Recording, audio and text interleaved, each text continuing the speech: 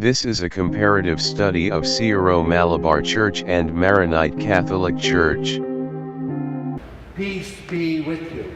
And with you. Liturgical dispute on the Holy Mass facing the people started 40 years ago in Syro Malabar Church. Recently, Syro Malabar Bishops Synod and the Dicastery for Eastern Churches employed non-synodal ways to impose their will on the faithful, which welcomed profound opposition from the priests and the laity and few bishops.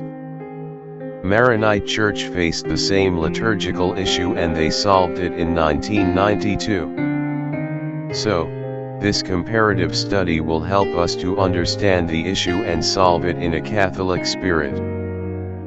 First, let us check the similarities of these two great churches.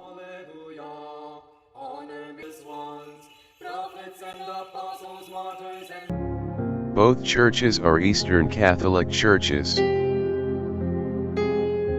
While Syro Malabar is a major archiepiscopal church, Maronite Church is a patriarchal church.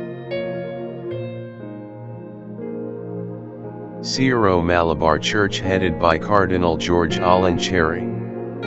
Maronite Catholic Church by Cardinal Bicara Boutros Al-Rahi. Both churches are governed by their bishop synod. According to Annuario Pontificio 2018, Syro Malabar Church got more than 43 locks and 36,000 members. Maronite Catholic Church got more than 35 locks and 65,000 members. Syro Malabar Church is anchored in Kerala, South India. Maronite Catholic Church in Lebanon. Both churches have global presence and jurisdiction in diaspora. Has come to us, and we just reflect on the name of Jesus. Syro Malabar Church has 35 dioceses. Maronite Catholic Church has 26 plus dioceses. Both churches have uninterrupted history of communion with Rome. Now let us check the liturgical similarities of both churches. Syro Malabar Church liturgy claims 6th century beginning. Maronite Catholic Church liturgy claim to 4th century origin.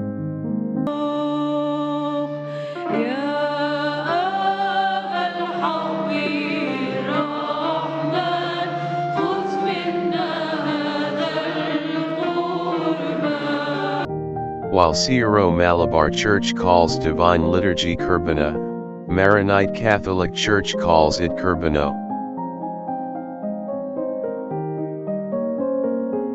Both churches use Bema for the Liturgy of Word. Syro Malabar Church has 3 anaphoras. Maronite Catholic Church has 6 anaphoras. Both churches were influenced by Western Church and their liturgies were Latinized to an extent.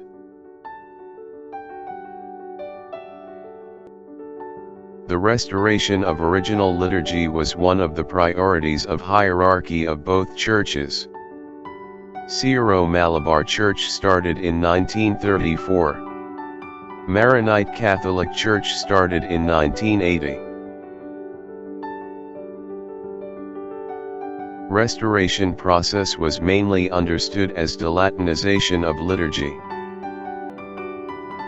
The accepted norm in both churches were celebrating Holy Mass ad orientem till Second Vatican Council.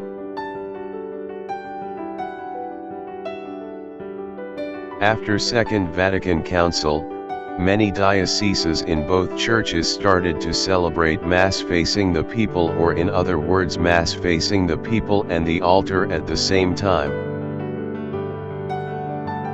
Maronite Catholic Church's Bishops' Synod convened on June 6, 1992 decided to allow both ways of Eucharistic celebration in the Church. The eparchial bishops in the Maronite Catholic Church were given the freedom to choose either Mass facing the people or Mass facing the east in their dioceses. Because they observed that Mass versus Populum cannot be characterized as Latinization, but it was a positive impact Second Vatican Council on their church. They proudly accepted it as a progress. Today, most of the Maronite dioceses celebrate Mass versus Populum, Mass facing the people. But some Maronite monasteries still continue to celebrate Holy Mass ad Orientem, or in other words the celebrant and the people face the east. Syro Malabar Church has to learn how to assert herself like Maronite Catholic Church and how to solve the liturgical issue, setting aside personal agenda. Syro Malabar Church has to learn how to restore the liturgy without being allergic to renewal and reformation of the liturgy for spiritual good of the Church in the modern world. Liturgical expertise does not simply mean being able to translate from original language to local language, but it consists in discerning the reformative spirit of the Second Vatican Council without losing the core of the holy and valid traditions. Like Maronite Catholic Church, Syro Malabar Church also can accept the Reformation inspired by the Ecumenical Council of Second Vatican in her dioceses. This comparative study reveals the truth about many misunderstandings and misinformation spread in Syro Malabar Church. 1. Till 1965, Western and Eastern churches were celebrating Mass ad Orientem. But the Western Church and some Eastern churches have adopted Mass versus Populum, or Mass around the table, after Vatican II. So, it is proved that stringent position of the dicastery of Oriental churches, that Mass ad Orientem is one of the substantial natures of Oriental churches, is wrong. The liturgical reformation of Second Vatican Council is equally valid for the West and the East. 2. Syro Malabar Bishops' teaching is wrong. They teach that rubrical differences in the celebration of Mass is an obstacle for the unity in Church. Latin Church and some Eastern churches already enjoy unity in the Church by accepting the diversity.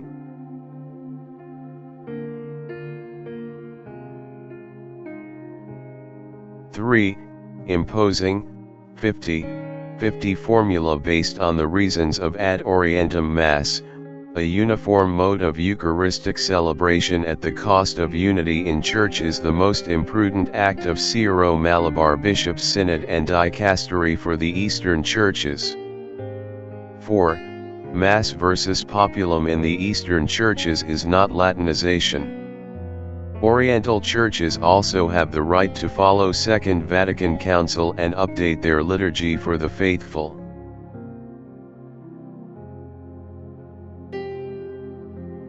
That is why Maronite Church retained Mass versus Populum while they restored their liturgy. Syro Malabar Church should learn that from Maronite Church.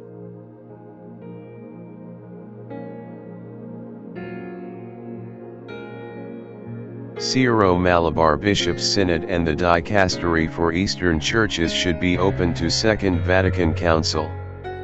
It is an obligation of all Catholic bishops and the right of the Syro Malabar faithful.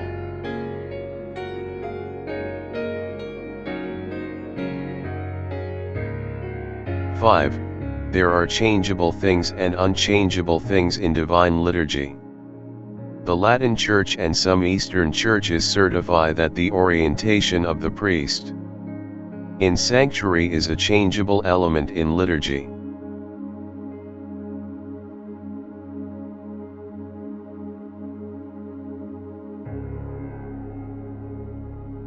Six, it is proved that Mass versus Populum is neither wrong nor allergenic to Eastern churches.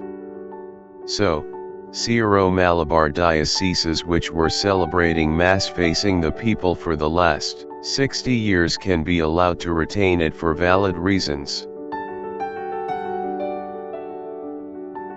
Then, why Syro Malabar bishops have become stubborn in imposing the uniform mode on all and why they use police force and punitive methods for it? We see that there is no theological or ecclesial reasons, but maybe political reasons. If the Maronite Church has solved their liturgical issues in 1992, why Syro Malabar Church, which claims to be more vibrant and alive, is not capable of solving the same issue?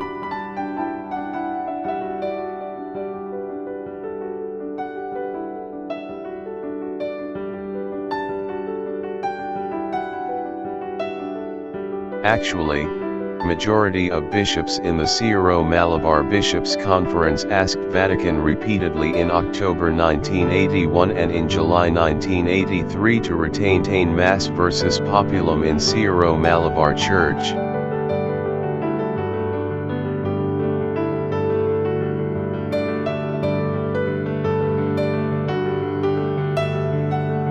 "12 out of 18 bishops demanded Mass facing the people. Other 6 bishops sided with Oriental congregations wished to impose Mass facing the East. Vatican dicastery judged that those 6 bishops are sonier pars, larger and louder part.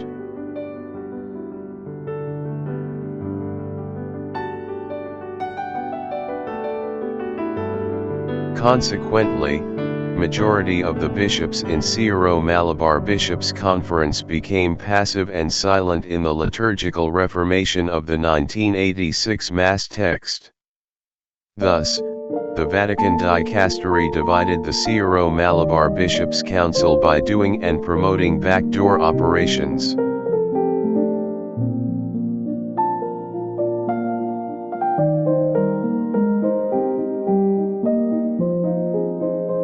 In the 1983 note to Vatican SMBC wrote that Mass facing the people emerged here not as an imitation of Latin Church, but an influence of Second Vatican Council. Cardinal Joseph Paracatiel, the then head of the Church, was a participant of the Sacred Council.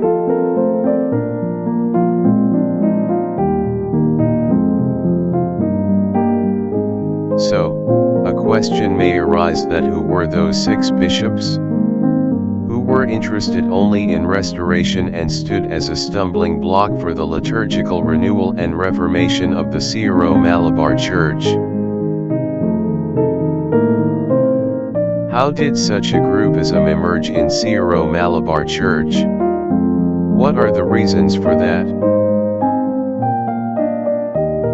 The next episode will explain the reasons for the groupism and differences of opinion among Syro Malabar bishops presented by Archbishop Andrews Thazeth. Another episode will explain how the Chaldean Catholic Church resolved the same liturgical issue in their church by bypassing dicastery for Eastern churches. Thanks for watching this video. Subscribe and switch on the notifications for this channel for the updates on the church news from Syro Malabar Church.